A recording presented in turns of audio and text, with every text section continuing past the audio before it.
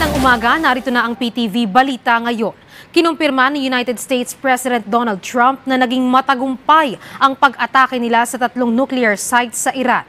Base sa post ni President Trump sa X, ang 3 sites na inatake ng US troops ay sa Fordo, Natanz at Esfahan. Nagbagsak naman umano ng full-load bombs ang mga sundalo sa primary nuclear site ng Iran sa Fordo.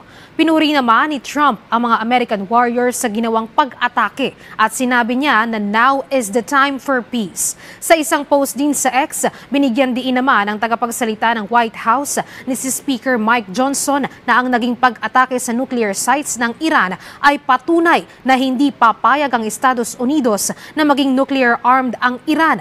Nauna na rin umanong nag-alok ng kasunduan si Trump sa leader ng Iran ng nuclear disarmament agreement pero tumanggi ito.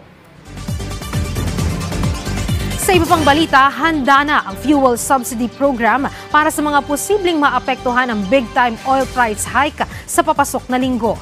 Ayon sa Department of Transportation, nakaayos na ang certification mula sa Department of Energy para makapagbigay ang pamahalaan ng subsidiya. Ibibigay na rin sa Land Transportation Franchising and Regulatory Board o LTFRB ang listahan ng mga mabibigyan at kasama naman rito kahit ang mga hindi nagpalista sa PUV Modernization Program. Inaayos na ngayon ang guidelines sa pamamahagi at nakipag-ugnayan din ng DOTR sa mga local government kung papaano ma-download ang pondo.